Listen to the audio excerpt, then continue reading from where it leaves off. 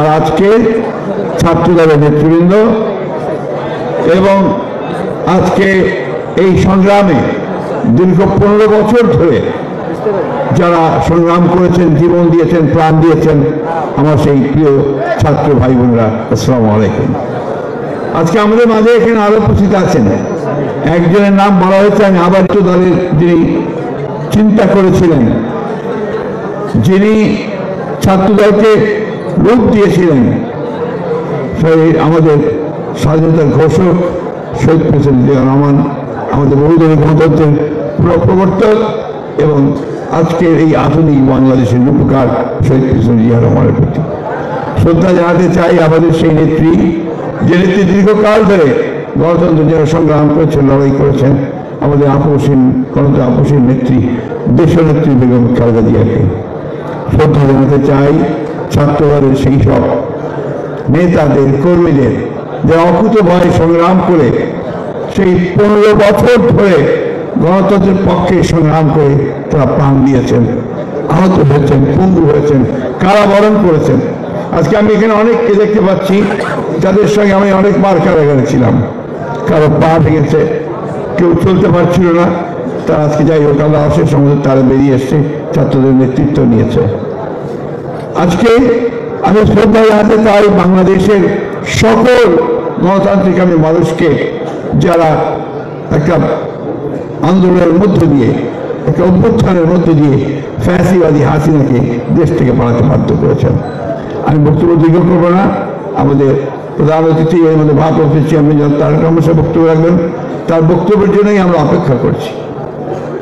আজকে আমি যে কথাটা আপনাদের সঙ্গে সামান্য তুলে ধরতে চাই, যে আমরা একটা ফ্যাসিবাদের বিরুদ্ধে আন্দোলন করে তাকে তাড়িয়ে এখন আমরা একটা অন্তর্বর্তীকালীন সরকার আমরাই তৈরি করেছি।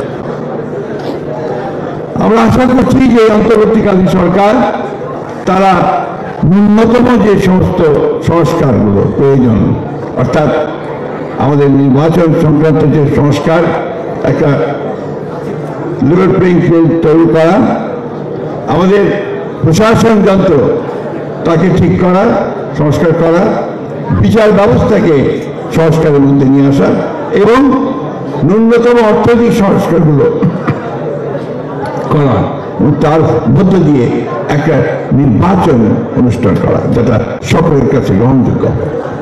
আজকের যে অবস্থা, যে রাজনৈতিক পরিস্থিতি, যে সংকট সৃষ্টি হয়েছে, এই সংকট একমাত্র সমাধান হতে পারে একটা সকলের কাছে গ্রহণযোগ্য নির্বাচনের মধ্য দিয়ে। এটি ইতিহাসে প্রমাণিত।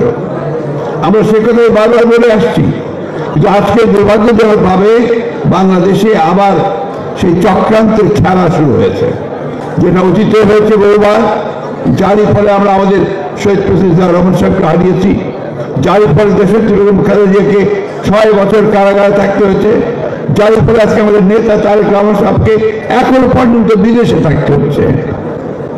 এই চক্রান্ত আবার শুরু হয়েছে।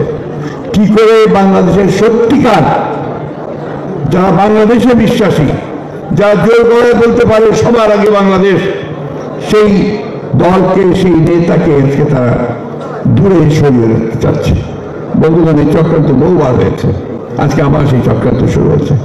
আমরা খুব পরিষ্কার ভাষায় বলতে চাই, বাংলাদেশের মানুষ কোনোদিনই তাদের চক্রান্ত সফল হতে দেবে না।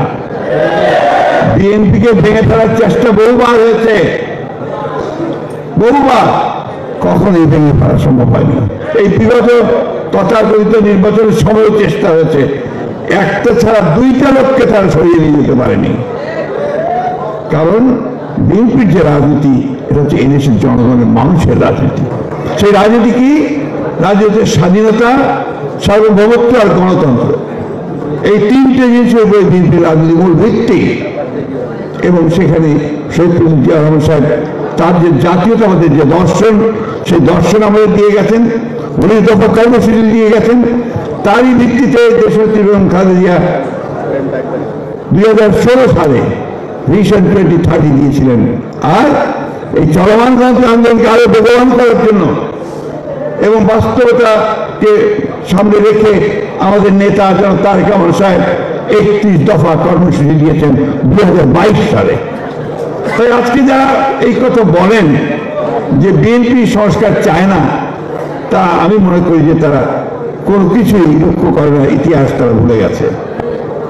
ওই 31 দফাকে নিয়ে আমাদের চেয়ারের নির্দেশে আমাদের নেতারা গ্রামে গ্রামে গেছেন, 31 দফা বোঝানোর চেষ্টা করেছেন, সর্বমহলে গেছেন, সব পেশাজীবীদের কাছে গেছেন। এখনো এই 31 দফা নিয়ে আমাদের মহল্লায় মহল্লায় পর্যন্ত নিয়ে আলোচনা হচ্ছে। তো আমরা এই সংস্কার চাই। আর বিএনপির জন্ম তো হয়েছে আমাদের শহীদ প্রেসিডেন্ট জিয়াউর রহমানের সংস্কারের মধ্য দিয়ে। বহুদলীয় গণতন্ত্র এনেছেন তিনি, একদলীয় গণতন্ত্র থেকে, একদলীয় শাসন থেকে, বাকশাল থেকে মুক্ত করে তিনি বহুদলীয় গণতন্ত্র নিয়ে এসেছেন। তিনি আমাদের মিডিয়াকে, আমাদের গণমাধ্যম, সেই গণমাধ্যমকে তিনি মুক্ত করেছেন। তিনি মানুষের স্বাধীনতাকে দিয়েছেন, মৌলিক অধিকারগুলোকে এগিয়ে দিয়েছেন, এবং একটা বদ্ধ অর্থনীতিকে তিনি একটা মুক্ত বাজার অর্থনীতিতে এনে দিয়েছেন। তারপরে আপনি জানেন যে দেশে বেগম খালেদা জিয়ার সময় সেই প্রেসিডেন্সিয়াল ফর্ম অফ গভর্নমেন্ট থেকে পার্লামেন্টারি ফর্ম অফ গভর্নমেন্ট নিয়ে আসা হয়েছে, এবং সবশেষে caretaker government system BNP introduce করে নির্বাচন ব্যবস্থা যেন কখনই আপনার কলঙ্কিত না হয় সেই ব্যবস্থাগুলো করার চেষ্টা করেছে। সুতরাং সংস্কার হচ্ছে আমাদের বিএনপির সবসময় আছে। আমরা বিশ্বাস করি যে একটা চলমান প্রক্রিয়া, মানুষের প্রয়োজনের সঙ্গে সঙ্গে, সমাজের প্রয়োজনের সঙ্গে সঙ্গে সংস্কার আনতে হবে। কিন্তু তাই বলে সংস্কারের নাম করে আমরা এমন কিছু করতে দিতে পারি না যেটা আমার গণতন্ত্রকে বিঘ্নিত করবে। সে বক্তব্য দীর্ঘ করতে চাই না, আহ্বান জানাতে চাই, আর বিলম্ব না করে অনুগ্রহ করে আমরা এই অন্তর্বর্তীকালীন সরকারের কাছে আহ্বান জানাতে চাই, অতি দ্রুত একটা নির্বাচনের ব্যবস্থা করে বাংলাদেশের মানুষকে এই সংকট থেকে মুক্ত করতে হবে, মানুষকে সামনের দিকে এগিয়ে নিয়ে যেতে হবে। একটা কথা আমাদের মনে রাখতে হবে, ছাত্র দল হচ্ছে আমাদের ভ্যানগার্ড, আমাদের সামনের যে যোদ্ধা তারা, তাদেরকে এখন নলেজ বেস পলিটিক্স করতে হবে, জ্ঞানভিত্তিক রাজনীতি করতে হবে। এবং আজকে এখন সবচেয়ে বেশি যেটা প্রয়োজন, সেই প্রয়োজন হচ্ছে আমাদেরকে কিন্তু একটা সাইবার ওয়ার করতে হবে। আমাদেরকে এই সোশ্যাল মিডিয়াতে আমাদের অবস্থান সবচেয়ে বেশি করে রাখতে হবে। এটা যদি আমরা রাখতে না পারি তাহলে কিন্তু আমরা এই যুদ্ধে হেরে যাব।